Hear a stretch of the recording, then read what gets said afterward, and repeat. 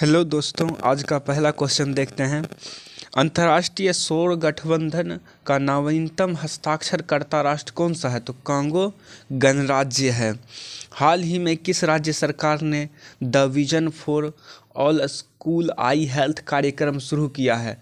तो यह गोवा राज्य सरकार ने शुरू किया है।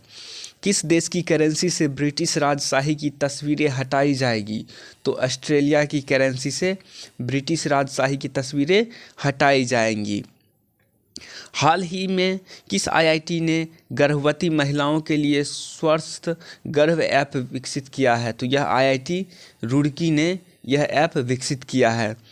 भारत की स्थानीय भाषाओं को डिजिटल दुनिया में बढ़ावा देने के लिए प्रोजेक्ट एलोरा को किस बहुराष्ट्रीय कंपनी ने शुरू किया है?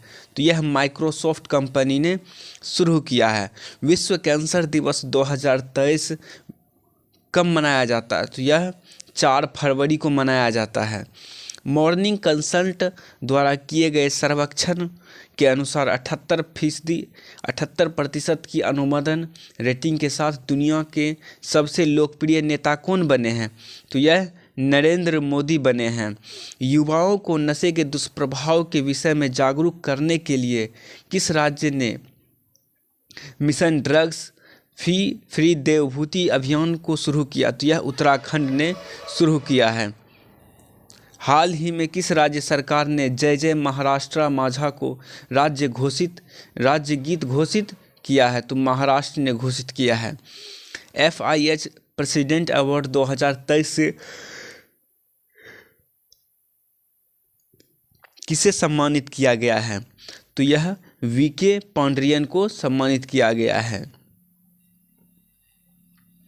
आज का पहला क्वेश्चन है, हाल ही में किस राज्य केंद्र शासित प्रदेश ने प्रदूषण से निपटने के लिए रियल टाइम सोर्स अपॉर्चुनेट सुपरसाइट लॉन्च की है? तो यह किसने लॉन्च की है? यह नई दिल्ली ने लॉन्च की है।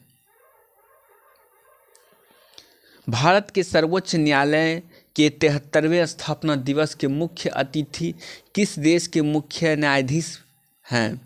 तो किस देश के मुख्य न्यायाधीश हैं? तो यह है सिंगापुर के मुख्य न्यायाधीश हैं। हाल ही में इंटरनेशनल क्रिकेट के तीनों फॉर्मेट में शतक जड़ने वाले सबसे युवा क्रिकेटर कौन बने हैं? तो इसमें सबसे युवा क्रिकेटर कौन बने हैं? शुभमन गिल बने हैं सबसे युवा क्रिकेटर। लद्दाख का पहला जैव विविधता विरासत स्थल किसे घोषित किया गया है? तो लद्दाख का पहला जैव विविधता विरासत याया तोसो झील को घोषित किया गया है। हाल ही में फेम योजना के तहत इलेक्ट्रिक वाहनों की बिक्री में कौन शीर्ष पर रहा है? तो इसमें शीर्ष पर कौन रहा है? इसमें शीर्ष पर महाराष्ट्र रहा है। किस देश के पूर्व राष्ट्रपति परवेज मुशर्रफ का हाल ही में निधन हो गया? तो किस देश के राष्ट्रपति थे? ये पाकिस्तान के राष्ट्रपति थे। किस देश के राष्ट्रपति थे? पाकिस्तान के राष्ट्रपति थे। हाल ही में यहाँ गए थे।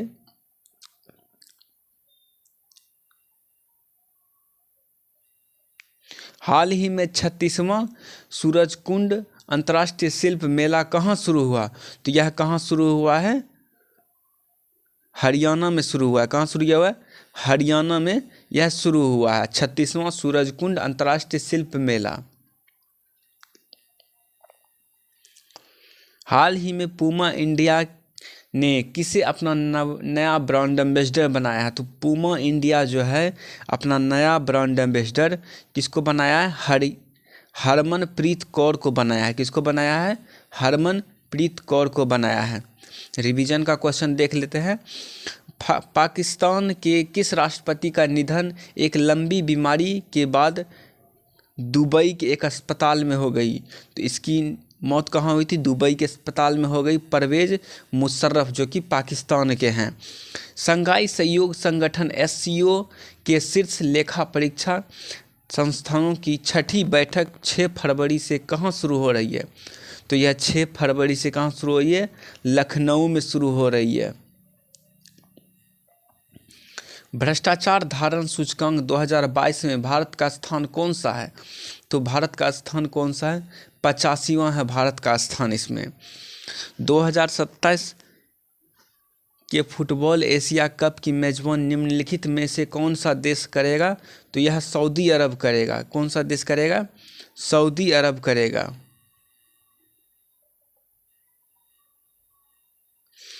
तेलंगाना की राज्यपाल तथा पुडुचेरी की उपराज्यपाल कौन है? तो यह कौन है? डॉक्टर तमिलसाई सुंदरराजन है। तेलंगाना के राज्यपाल और पुडुचेरी के उपराज्यपाल हैं। नेशनल आइस हॉकी चैंपियनशिप 2023 किसने जीता है? तो यह किसने जीता है? आईटीबीपी ने जीता है। किसने जीता? आईटीबीपी ने जीता है। लेह लद्दाख में IHAI national ice hockey championship 2023 के फाइनल में आईटीबीपी की टीम ने फाइनल में लद्दाख स्काउट्स को 1-0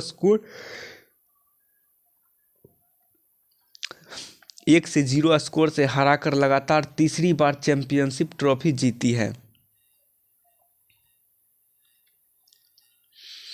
हरित ऊर्जा की सुचारू आपूर्ति सुनिश्चित करने के लिए केंद्र सरकार ने 2023-24 के बजट में कितने करोड़ रुपए की आवंटन की घोषणा की है? तो 35,000 करोड़ रुपए की आवंटन की घोषणा की है। भारत ने किस देश के साथ मिलकर एक त्रिपक्षीय फ्रेमवर्क के तहत रक्षा, परमाणु ऊर्जा प्रौद्योगिकी के क्षेत्रों में आपसी सहयोग के लिए एक महत्वाकांक्षी रोड मैप पेश किया है? तो यह फ्रांस और संयुक्त अरब अमीरात ने यह पेश किया है।